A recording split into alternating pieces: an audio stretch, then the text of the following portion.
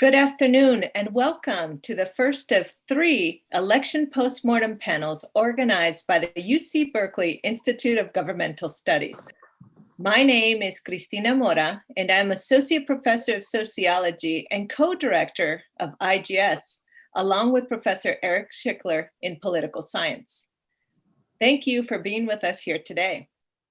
Now, last week's election was historic in so many ways. Americans came out in unprecedented numbers to make their voices heard as the nation endured in the grips of a pandemic whose health and economic impact has exacerbated the racial and income inequalities of our time.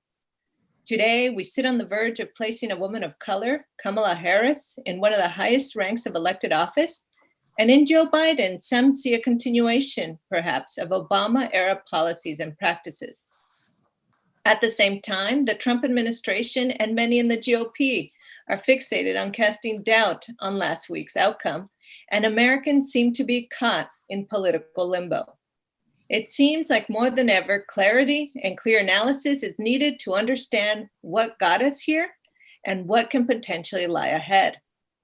To do this, we've invited some of the nation's top experts in politics. Cristina Beltran is political scientist and associate professor of social and cultural analysis at New York University. Her award-winning work lies at the intersection of Latinx politics and political theory and has appeared in numerous academic journals and edited volumes. Her new book, Cruelty as Citizenship: How Migrant Suffering Sustains White Democracy, explores the American right's deep antipathy towards migrants from Mexico and Latin America. She's a public scholar of race and politics and a frequent guest on MSNBC. Steve Schmidt is a campaign and political strategist. He has been a top strategist on numerous Republican campaigns, including those of President George W. Bush, Governor Arnold Schwarzenegger, and Senator John McCain's presidential bid in 2008. He is an MSNBC political analyst and co-founder of the Lincoln Project, a political action committee made up of lifelong Republican strategists seeking to prevent Trump's reelection. Theda Skocpol is a Victor S. Thomas Professor of Government and Sociology at Harvard University. Her award-winning research covers a broad spectrum of topics touching on healthcare reform, public policy, and civic engagement amidst the shifting inequalities and partisan polarization in American democracy. Her most recent book is an edited volume, Upending American Politics: Polarizing Parties, Ideological Elites, and Citizen Activists from the Tea Party to the Anti-Trump Resistance. In addition to her teaching and research, Professor Skocpol also serves as the director of the Scholar Strategy Network, an organization that encourages nonpartisan public engagement by university-based scholars. And our moderator for today is Scott Schaefer. Scott migrated to KQED in 1998 after extended stints in politics and government to host the California Report. Now he covers these things as more as senior editor for KQED's Politics and Government Desk. He co-hosts the weekly show and podcast Political Breakdown, and he recently collaborated on a series, The Political Mind of Jerry Brown, which focuses on the extraordinary political career of the former governor. The Washington Post included him on their 2020 list of outstanding political reporters covering state politics. So I want to thank our panelists for being here today, and I'll turn it over to Scott. Christina, thank you so much, and thanks to everybody. We were joking before we began that we just have to keep checking our phones and our headlines to see if there's anything else we need to be talking about, given that things are happening so quickly. But let me begin with a sort of a general question to kick things off. And I just want to ask each of you, what surprised you the most about this election? And I don't mean a particular race, but in general, kind of a big picture thing. And Christina, why don't you get us started? Sure. Well, thanks for having me. It's a real pleasure to be here. And I have to note that, the Lincoln Project has been one of the little shining bits of, light and humor and integrity in this last period. So it's fun to be on here with Steve, and I've known Theda forever. And so it's just lovely to be here. And Cristina Mora's work is amazing. So this is a really exciting place to have a conversation. I think, like a lot of people, I was surprised in that I was hoping for a larger repudiation of Trump. And so I was surprised that we didn't do as well in the Senate. There were Senate races I thought we were going to take. I was expecting Steve Bullock to do well, or Sarah Gideon. So there was the disappointment that with this massive turnout, that 71 million people continue to support Trump. And I think the fact that, we were, I think in 2016, we told ourselves a story, or maybe I told myself a story, that they really disliked Hillary Clinton, or a lot of people just wanted to turn the system upside down, or, that sort of thing. And so it was a chance to kind of maybe turn to a businessman who might shake things up. But I think the depressing fact for me that was sort of shocking the night I went to bed Tuesday night, which I think was a traumatic night for a lot of us, was just the realization that that people had seen this nightmare for the last 4 years and had decided that that was good, that was something that they wanted to continue on with. That to me was the sort of biggest shock. And I have other thoughts, but I'll stop there. And I'll circle back to some of those. Steve, why don't you go next? I think that the election met my expectations, but it didn't meet my hopes. And my hopes were that there was going to be a very high price to pay for U.S. senators who knew that Trump had told the most deadly lie in the history of the country, that knew how deadly COVID was, who just didn't exercise any of their oversight, any of their constitutional duty to keep a president in check. That being said, it is a very significant victory for the vice president. It's the largest electoral victory since 1932 by percentage of the by percentage of the popular vote on the ballot. It's and as we get to see what these numbers are, as they come in and we're able to look at the electorate, we're going to see that he had one of the broadest, most diverse coalitions in the history of the country, and Donald Trump was repudiated. We have to understand, I think, that in this moment, as we have an authoritarian movement with fascistic markers that's rooted itself on American soil in the form of Trump and Trumpism. And we're going to see some real substantial damage to people's faith and belief in the democratic institutions of the country, because we're watching a conspiracy theory form in real time before our eyes over this baseless claim that there was widespread or systemic fraud in the election. This idea that the election was stolen from Trump, and the refusal of Republicans in elected office to bow to this reality, regardless of whether there are political calculations or not. And there are significant politics for Republicans, but the politics should not overwhelm a duty and a responsibility to the country. And to understand also that the great miracle of the country is the uninterrupted peaceful transition of power, which endures from 1797 through World War, Civil War, through depression, through assassination. This is the crown jewels of the American experiment. And what we're seeing over these last couple of days are shameful acts by Republicans in Washington in positions of power, as they're utterly faithless to their oaths of office and are betraying the Constitution that they swore an oath to protect. Theda, what about you? Sticking with the election, because I know that there's some of the things that Steve just mentioned that I want to follow up and ask you about. But in terms of the election, what is it that surprised you, disappointed you the most? The most pleasant surprise, which I'll just note without going into, was what's happened in Georgia in this election. I'm always interested in surprises where I don't fully understand it at first glance. So that one suggests to me that there are stirrings and possibilities that I hadn't imagined, because I thought North Carolina would be more likely to follow a route that Virginia has followed. But let me just back up and say that this is an amazing election in many ways. It is the highest stakes battle since the Civil War in the middle of the 19th century. And I didn't just say that now, I said that going in, because you had the clash of two very different understandings about what America has been and what it can be. And in part, they were carried by grassroots citizens movements, the Tea Party that erupted in the first years of the Obama presidency, and the resistance, which certainly has elite parts to it, very distinguished elite parts to it, but really spread across the country to some 3,000 citizen-formed groups all over the United States in the weeks and months after Donald Trump was elected.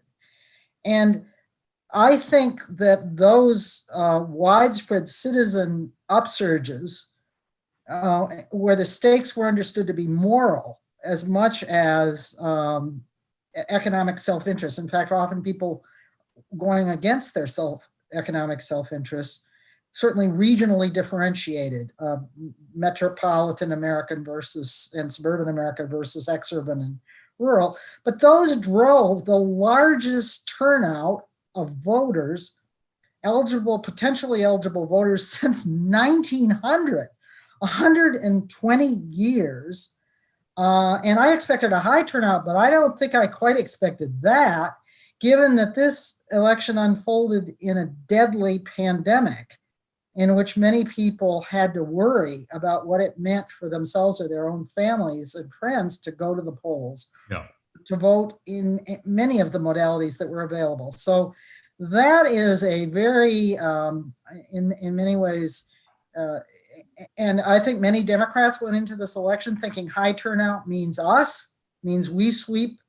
That was never a problem I had. I was always aware that the Trump people and many of the Republicans who have been so amazingly and in many cases shamefully transformed by this ethno-nationalist authoritarian movement, that they would turn out. And they did, but the other side simply turned out more. Yeah, well, and I want to ask Christina a question about turnout, because, I think one of the things that surprised me and many other people about the election is how well Donald Trump did with Latinx voters, and not just in Texas, but or Florida, but in other places as well.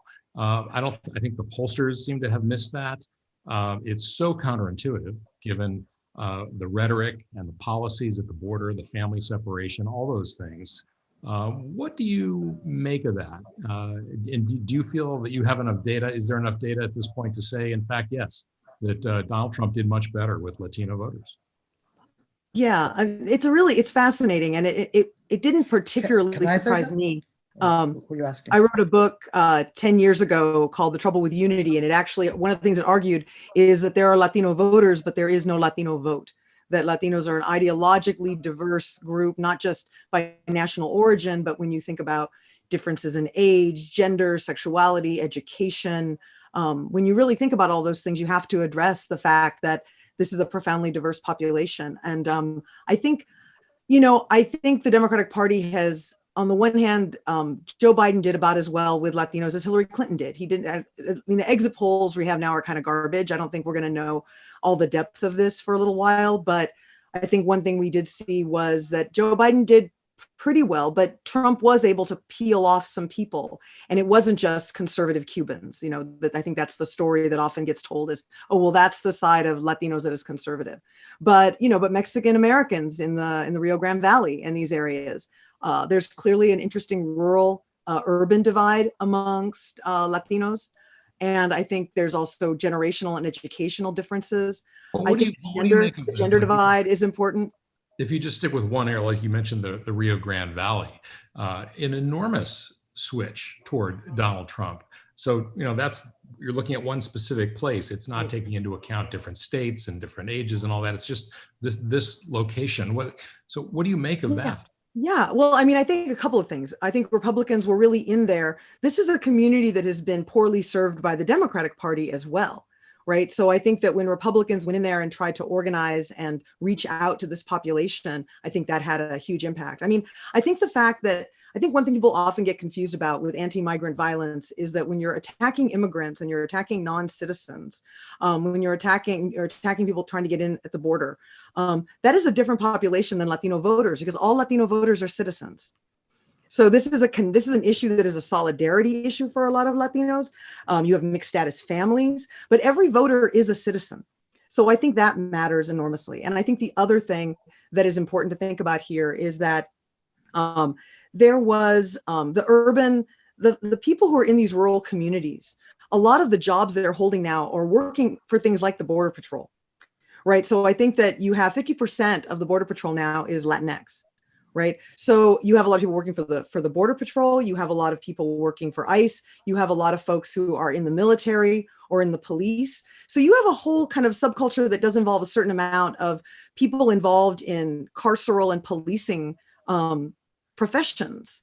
And I think that has an impact on people's politics as the sort of militarization and security state at the border has grown. But I want to make, there's something else that I think really matters here though as well. And that is, if a population is being abused, that doesn't necessarily produce just an affiliation with the alternative, right? I mean, that's like assuming that if you beat women, they become feminists. Like, people interpret and experience and make sense of the traumas in their communities and communities they're adjacent to in a lot of different ways. And one thing I've always talked about, or I've talked about recently, because I've been doing some work on Latinx conservatism, is the fact that third generation Mexican Americans in many ways profile not dissimilar from working class whites. If you're a non-college educated third or fourth generation Mexican American in the Rio Grande Valley, your ethnic affiliation or your sense of Mexicanness in terms of how that fits in with your ideology is very up for grabs. So I do think that one of the real issues here is that both political parties need to spend a lot more time organizing in these communities, reaching out to these communities. But the Latino vote has been about 25% conservative in every election. 27% voted for, Bob Dole, Mitt Romney. 32% I think voted for McCain. George W. Bush got about 40%, which was a bit of a heightened amount. But roughly 30% of this electorate is conservative. So they're Republicans. They're not anything else. So I think we just have to also acknowledge that Latinx conservatism is a big part of, is a part of Latino politics. Yeah. Ida, did you want to jump in? Yeah, I think that we, in the scholarly world and in many cases the pundit world, are drawn into these very broad categories that are measured through national public opinion polls or demographic counts. And I don't think that they're very helpful for anything. But for reasons that Christina has started to lay out, they're particularly unhelpful for the various Latin populations that live in different parts of the United States, come from different locations. My former student, Alexandra Caffrey, who wrote the chapter in Upending on Florida, was on a Zoom with EJ Dion and I and others yesterday. And she pointed out also that probably the suspension of door-to-door contacting that Democrats adopted in this election because of the pandemic conditions, and Republicans did not, and also Republicans used church networks and other kinds of on-the-ground networks more effectively in many cases than Democrats do. That was particularly harmful, she felt, in Miami-Dade. And the message about socialism also hit home, not just with Cubans, but with Colombians and Venezuelans. And I want to say something that probably will get me into trouble in California, but the slogan defunding the police is poison in many working class and lower middle class communities, white and frankly, African American and Latino alike, because many of the sons, the brothers, the cousins are in the police forces. And in many cases, these communities are susceptible to scaremongering about what happens if you call the police and they don't come. So I just think that was a concoction by a bunch of people in Minnesota who didn't even read the rules of their own city charter, didn't even know they could achieve it. And was harmful, in my opinion, in this particular election. Well, I can tell you that at least one person in my family who voted for Hillary Clinton flipped this time because of that very thing, for what that's worth, the focus group of one. Steve Schmidt, you co-started the Lincoln Project, one of the never Trumpers, I guess you could say, somebody who the group wanted to root out Trumpism, either in the White House and in the Congress as well. You raised, according to the FEC, about what, $67 million. What do you have to show for it? Well, I think that we were successful when we look at where we played in the states, in Georgia, in Pennsylvania, in Wisconsin. You know, our target states where we spent substantial money were all the states that ultimately wound up being the determinative states. We made a decision, for example, to pull out of Florida at about the 3-week mark and went into Georgia. And I think where you can look at the numbers, we'll think that we'll be able to show really good results. But as was pointed out, you know, we just got to wait, you know, because a lot of the exit data is just garbage at this point. And so we're evaluating all of that.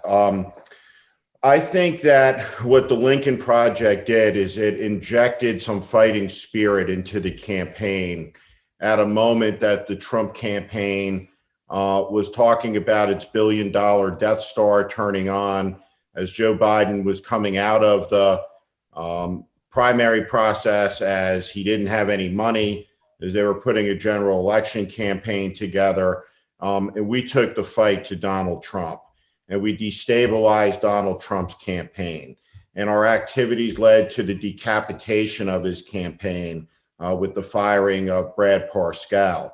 When Donald Trump returned to the campaign trail and went to the Tulsa rally, we made fun of him in the days before for, you know, I think how he sipped water, how he walked down a ramp at West Point, right? The size of the crowd size in a way that we know from media accounts really troubled him. You know, for weeks, he went to the Tulsa rally and he talked about his ability to drink water. He talked about walking down the ramp at West Point for 25 minutes.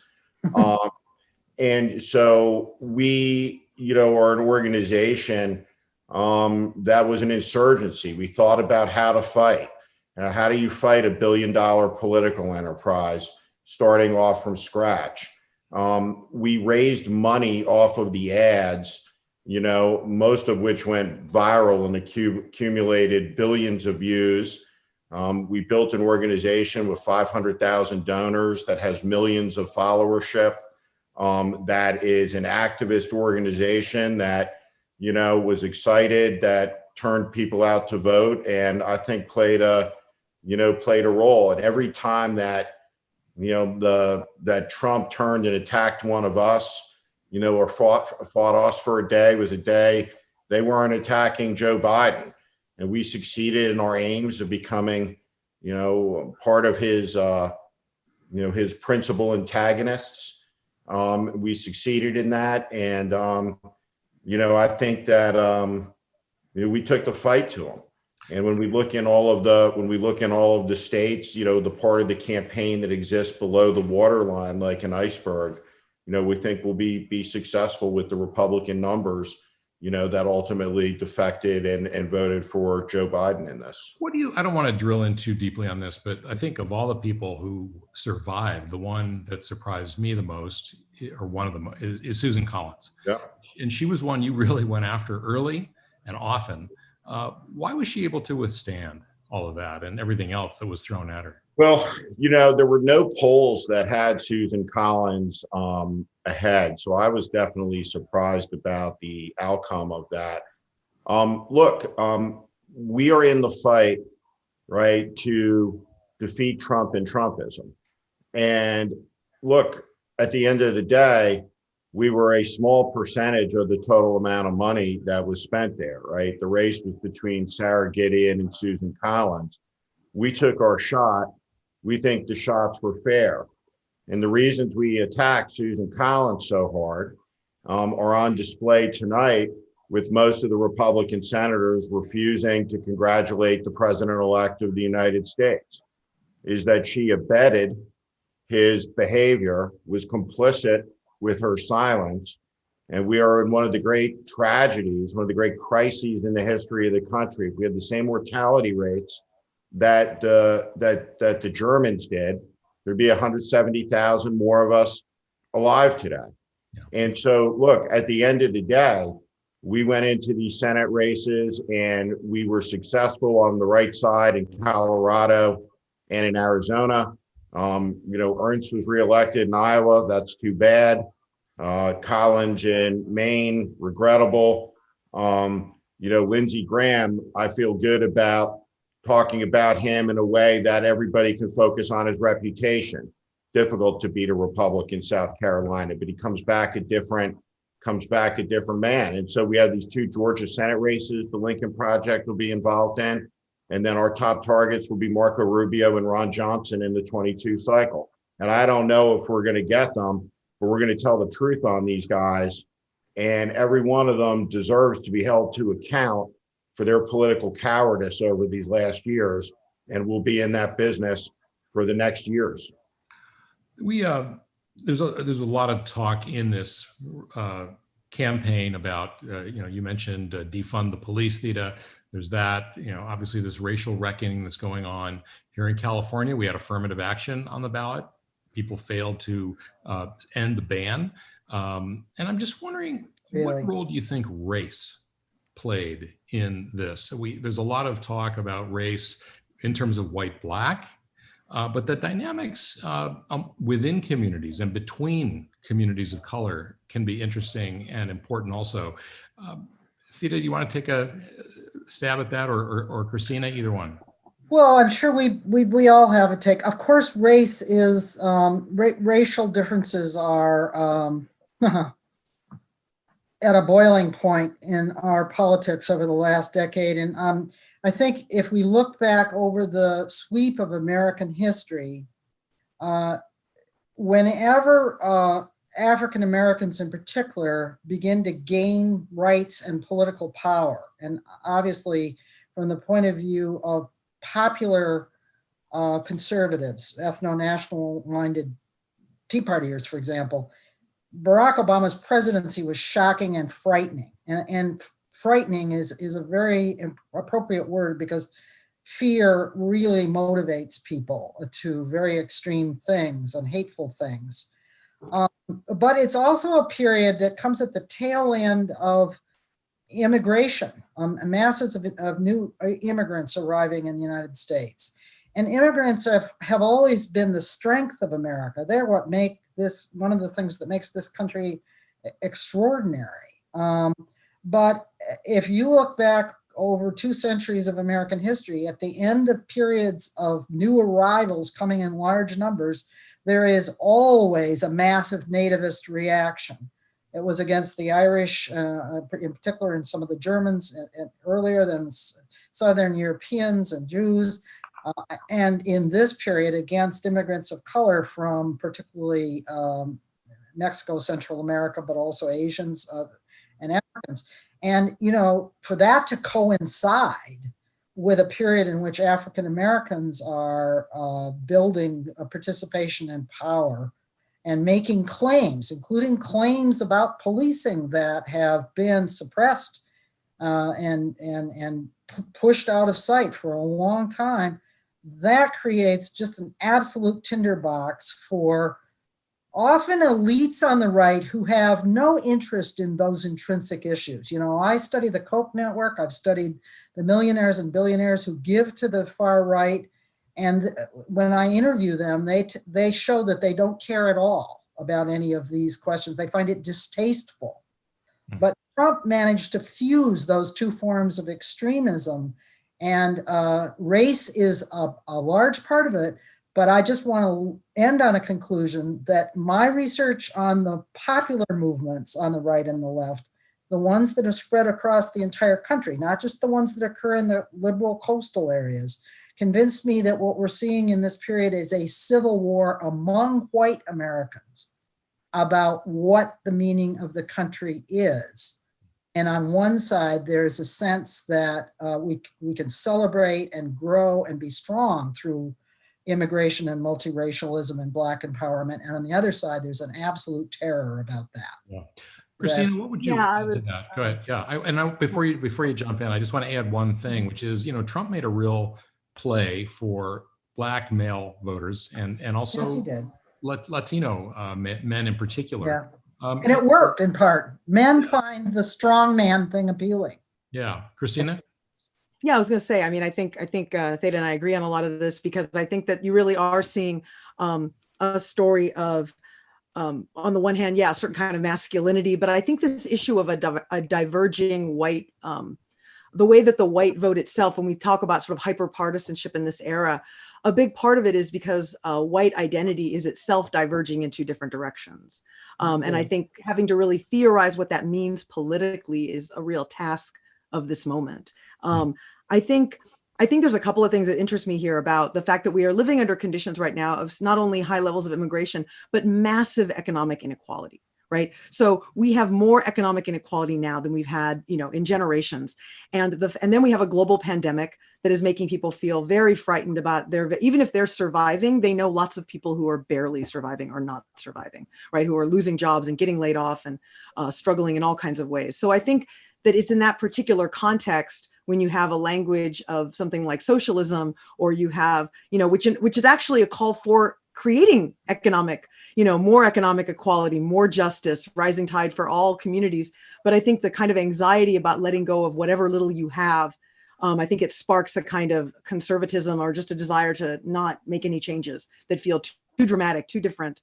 So I think the combination of racial difference and economic inequality right now is such a challenging dynamic. And the fact that I think for a lot of, a certain kind of white voter, they do not have a sense of futurity, right? And they can get caught up in a kind of discourse of nostalgia of a yesterday. Whereas for communities of color, I'm a Mexican-American Jewish woman. There is no other time in the world I would rather be alive, living my life. My life was not possible 2 generations ago, right? My grandmother was a domestic. My mother didn't get to go to high school because nobody cared in 1958 what Mexican-American girls who were smart got to do, right? So we don't have the luxury, women of color in this country don't have the luxury of nostalgia to another time, right? But I think that very sense of futurity for some populations, including immigrants and migrants, and that lack of sense of futurity is a really interesting kind of affective, emotional question. But I want to just finish with one thing. I think that, we are currently really interested in the conservative multiculturalism, the fact that, Trump did pretty well did a little bit better with certain segments, and it's really worth studying. And I think it's really important that we don't look away from it, that I think some scholars might not like that story, so they want to maybe deny it or say they're white identified. I think we need to study multicultural conservatism in all its complexity. At the same time, I do think we have to really look hard at what Theda was saying in terms of looking at whiteness, that the majority of white voters in this country tried to reelect Donald Trump, right? So the only reason that did not happen was because a multiracial coalition of a majority of Black people, a majority of Latinx, a majority of Asian, and a majority of Native American, alongside with a large minority of white voters, created a multiracial coalition that saved democracy to fight another day. But it's really important to sort of think that through. And I think one of the ways we need to think about that is we often talk about Donald Trump's impulse towards authoritarianism, and we talk about his racism. And we talk about his impulse towards authoritarianism and his impulse towards racism as if they're two different things, but they're actually profoundly related, because racism taught generations of white voters how to reconcile freedom and tyranny, right? How to reconcile state-sanctioned violence and assertions of the rule of law, how to engage in violence and call it justice. Right. So some of the things we're seeing now where people are being called anti-citizens who are white, right, they're called Antifa or whatever, like we're seeing some of the discourse that is very comfortable dispossessing people of their political rights. That used to be a practice that was targeted to racialized populations. It's that anti-citizen is now becoming a multiracial population for the GOP, but its roots lie in a politics of white supremacy that is civic, that is democratic. That politics had a political and democratic quality. When Adam Sauer says the cruelty is the point, my point is it wasn't just pleasurable, it was civic. And we have to really look at that and think about it much harder than we have. Steve, what are your insights about the Republican Party? I assume you're still a member of it. Maybe you're not, but when obviously Trump made a real effort to pull enough African American voters, just if he could get it up a few points, he figured that could help in places like Wisconsin and Michigan. How does the Republican Party think about the kinds of things that Christina was just mentioning? For decades now, Ronald Reagan, I think, used to say that Latinos are fundamentally culturally conservative, because of religion and abortion and things like that. How does the Republican Party think about it, and how should they think about it? You're muted. You're muted. I left the Republican Party in 2018 and have been an independent since then. Look, I think that Trump has been a racial arsonist. He has weaponized race in a way that no president has done. This is what the Wallace presidency very much would have looked like. He has encouraged and incited these militia groups, white supremacist groups, white nationalist groups, has mainstreamed them as part of normal politics in this country. And, we should understand that it's a dangerous thing when militia groups storm a state capitol with AR-15s demanding to meet with the state's governor. I think that the conversation we're having, and I think the insight was spot on about the commonalities between white working class and Hispanic men in their shared experiences matters. And you look at the Rio Grande Valley, you look at, Joe Biden in the last date, what he said about the petroleum and the energy industry. Mistake. On any one of a number of these fronts, but the defund the police, the socialism message. It's important to remember that, on all of these issues in 1930s America, more than 30% of America's Jews were against further Jewish immigration. There's always a component of that the immigrant classes that have arrived, that have assimilated, are not for an open door, behind them, to some, significant percentage. But when you look at the demographic changes in the country, you look at the opportunities that Joe Biden will have as he governs the country competently. And, I think you saw someone who was just pitch perfect today in his news conference, for example. You hope the fever breaks on some of this stuff. But I'll say this much. Certainly it's the case that there's very little regard paid to reaching out to any of these communities from inside the Trump White House, wanting to do good or right in the communities. Yeah.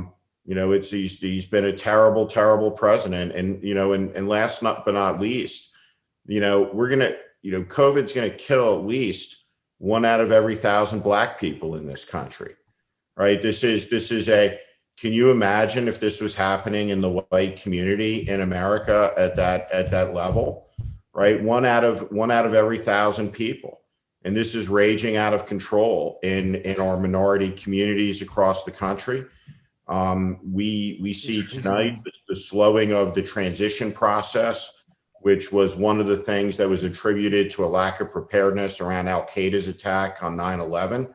Was a shortened transition, that nothing good came out of that. We're going to have a winter of death in America, and the amount of people that are going to get killed is going to be tied to the chaos of this transition process that's starting to fold out, and that's going to fall disproportionately in communities of color all over the country. I want to ask you about Kamala Harris. I can tell you might want to respond to something else that Steve just said, which is fine. But I also wanted to ask you about your thoughts about Kamala Harris, somebody who was daughter of immigrants, part African-American, part Asian-American, mom from India, but also from San Francisco, the old San Francisco Democrat thing with socialism and undertones of too much gay rights and all those things. So if you could respond to that eventually. I know you want to say something else too, but go ahead. Well, I want to say just one quick thing, which is I think instead of thinking in broad ethnic and even class categories, we should look at place as a very important part of the story. The electoral dynamics in recent times and the social and economic dynamics are pulling metropolitan and suburban America apart from small town and exurban areas. And this is a federated political system in which the challenge that the two parties face is different. There are built-in advantages for Republicans, even as they hurtle to the right on various dimensions, that Democrats simply do not enjoy. They must bridge between very liberal, even progressive labeled, self-labeled areas and the Midwest and the Upper South, very different kinds of communities, to have even a chance to win legislative majorities. Now that brings me to Kamala Harris. I think one of the Republican senators from Indiana today said, well, the election was just about even if you leave out California. Now, we can all laugh at that, and I would nominate, say, some other states perhaps to be left out. But the California is in many ways a small nation state in a very separate world, culturally, politically, economically. So it's going to be very interesting to see this woman who really symbolizes many different strands of America in our time. Certainly her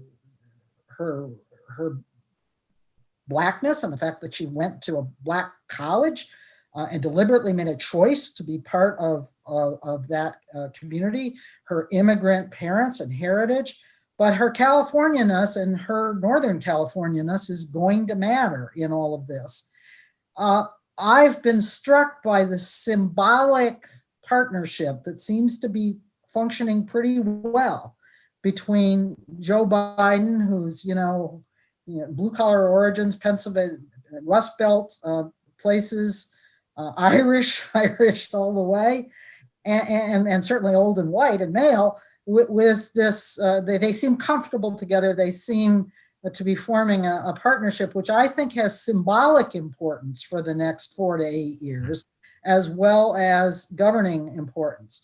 But I will say this: the challenge remains, and I want to put this on the table for all of us. This election resulted almost very likely in Mitch McConnell retaining control of the Senate. If there is one perfidious politician who nevertheless understands power and knows how to exercise it ruthlessly, it's not Donald Trump. Donald Trump is a very American kind of character. He's a seller of nostalgic dreams. Think Elmer Gantry. Think many of the religious, purveyors of false hope that have been there throughout American history. We have 71 million buyers. He sold hope about the pandemic to a lot of men who said, yeah, those masks, those are sissy things. Let's get back to work. Let's not let us defeat us. I think we underestimated the appeal of that to large numbers of people, especially in parts of the country where the pandemic hit later than it did earlier. So he's that. But I think the reality is that Mitch McConnell is the one who's orchestrated most of the policy victories for the more elite authoritarian wing of the Republican Party during this period. Yeah. And, he's still going to have a throttle on legislation, including legislation that appropriates the money that is needed to bring economic relief and opportunity to people who have suffered terribly in this pandemic. Yeah. We have a lot of audience questions. Christina, you jump in and then I'll get to the first audience question. Yeah. I was just thinking about the Kamala Harris question. I think is interesting in the sense that it's funny that we used to talk about California as the place that was the future of America. That was the discourse around California, was always that like what happened there would happen later across the country. And I think there's still some truth to that. I think we still see, I think there's a lot of things going on in Texas and Houston and those places that look like California in certain ways. So I do think there might but I'm just struck by the fact that California is now the odd outlier when it used to be sort of the figure of the future of the United States. But I also am just thinking about this question of the left and the right of the party. And I think two things that are going to be something we have to keep thinking about is clearly what this election showed is that both sides of the party need each other to survive. Both sides of the party need each other to, we need both wings to fly. Like you need both sides of this party to be a functional majority. And I think that means, it's really important to figure out a strategy of persuasion as opposed to a defensive attacking strategy. Like I have very little patience to hear moderates just attacking the left of the party, in part because if you actually stop with just using that language of the left and right and think for a minute, like the left keeps getting it right. The left got it right on the Iraq War. The left got it right on police violence. The left got it right on sexual assault. The left got it right on climate.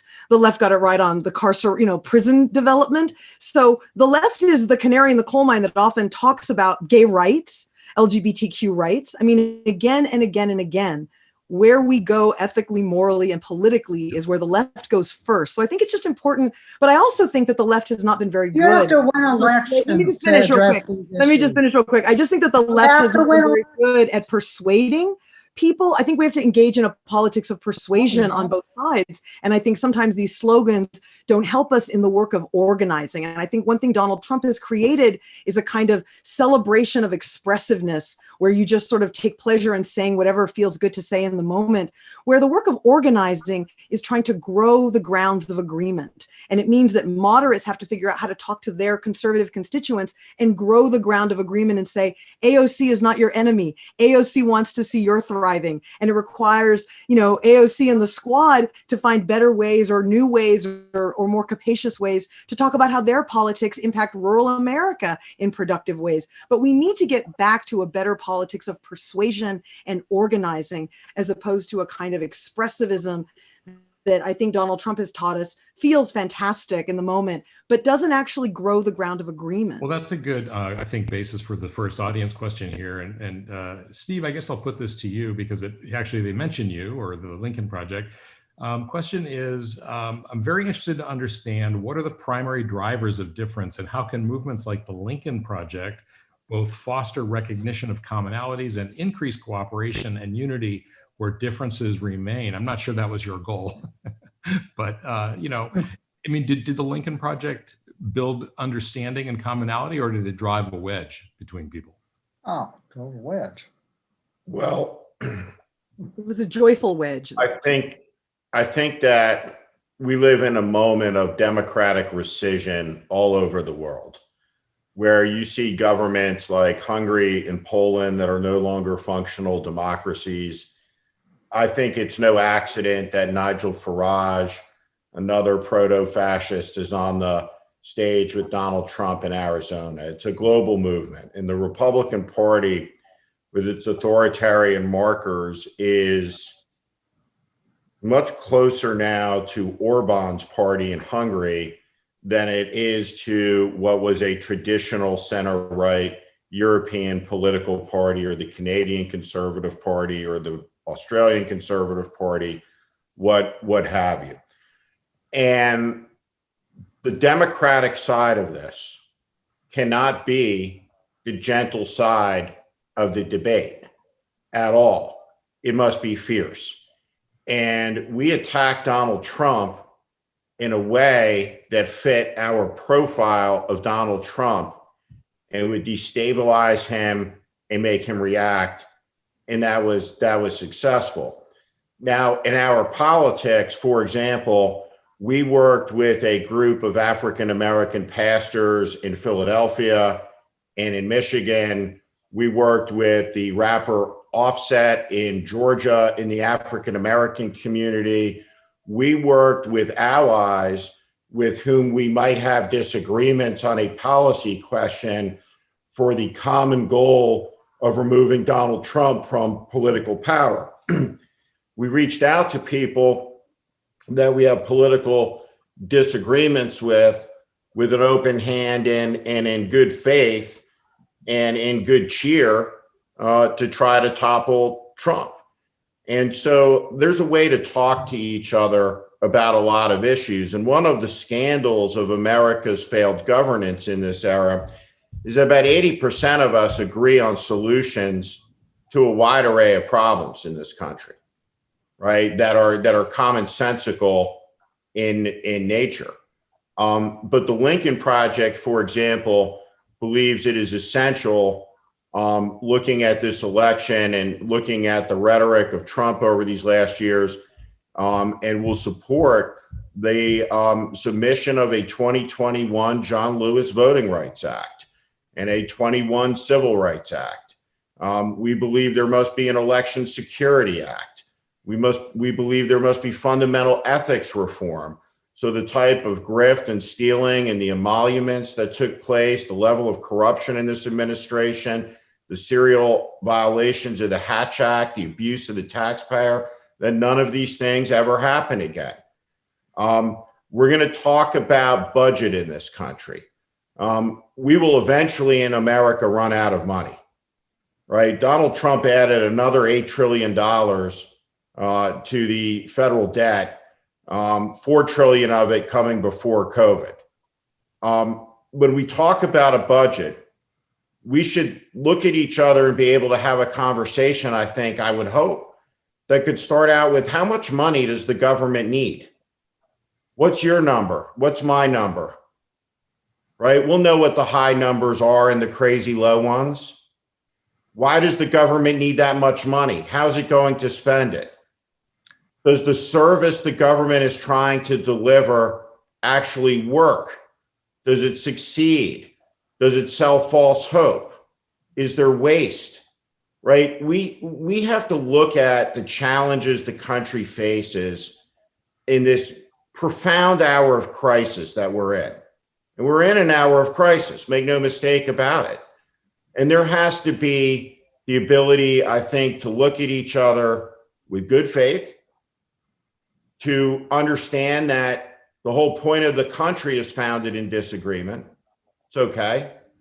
You try to compromise and you try to move the country forward. But the fundamental question that divides the country now, and I know what side I'm on, is that the American idea and ideal is for everybody. Everybody. And on the other side are people who are fighting that. The majority of the country believes it is for everybody. And that fight is going to be a definitional fight for a long time in this country, because Trumpism, though Trump was defeated, is here to stay. Here's another audience question. I'll put this one to you, Theda. What can be done, given everything we just heard from Steve and the rest of you, what can be done at the federal level, given the divided government for the next 4 years? Is Joe Biden going to have to, govern by executive order until those things get to the Supreme Court? Theda? He really mustn't simply govern by executive order. There are certainly some important executive orders that he can execute. And there's a great deal of unglamorous but absolutely critical repair work that needs to be done to revitalize the effectiveness and the morale of vital public agencies, to show value, to show that civil servants who act in the public interest and who can deploy expertise and caring are valued and needed. Nobody should underestimate how much damage has been done there, not just by Trump, but certainly by Trump, and that needs to be repaired. But, I think it's going to be very, very important for Biden to figure out a way to play a combination of hardball and openness to compromise to get a certain amount of resources deployed in several critical areas that affect the daily lives of the majority of people, and particularly lower middle class and working class people who live in all kinds of communities. Democrats have not delivered in many parts of this country because they have been blocked from doing so. And announcing our intentions, if I can speak in my citizen capacity, is not good enough. People don't believe it. Think about Florida, where the same electorate that rejected the Democratic ticket voted for the $15 minimum wage. Think of the conservative states across this country that have voted for the Medicaid expansion under Obamacare.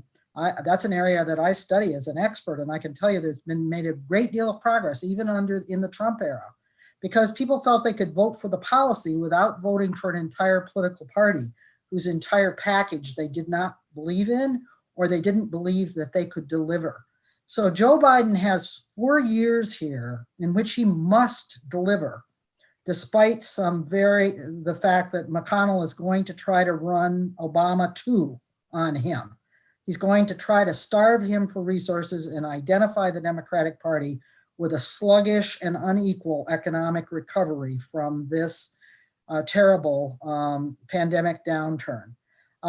I do think that if Biden is moving fast, he looks to me like he's moving smart.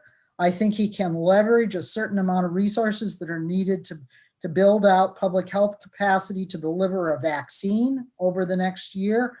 And he needs to partner with civic groups of all kinds and many different political stripes around the country to actually show in a visible way that the government he leads can deliver things of vital value.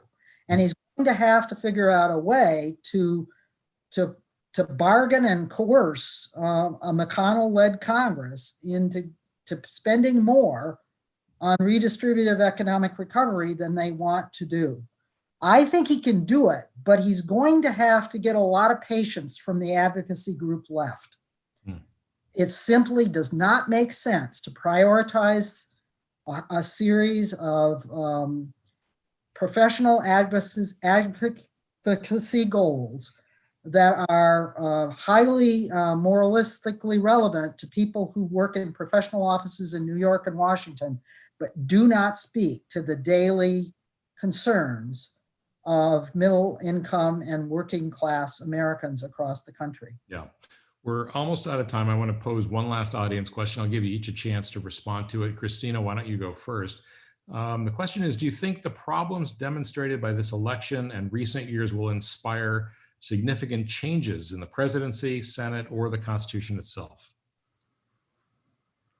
Well, I hope so. I think that there are a couple of things that have become much more clear to a large part of the population, and that is that we now have one political party that seems to no longer believe in majority rule, right? Like they're not even trying to win majorities anymore. So I think there's a fundamental democratic crisis. I think Steve's point that we need a popular front to fight Trumpism, right? And so I think this larger sense that we need to be engaged in reform efforts that are ongoing, right? That it's not going to be one blissful election where we get everything we want, that this is going to be the ongoing work of building the kind of government we want to see. And I think one thing I'm really inspired by is when I teach my undergraduates and I talk to them and I say, they're thinking about running for office in a way that they used to not be even 10 years ago. Their sense that like, it's broken, no one's coming to save us, I have to fix it.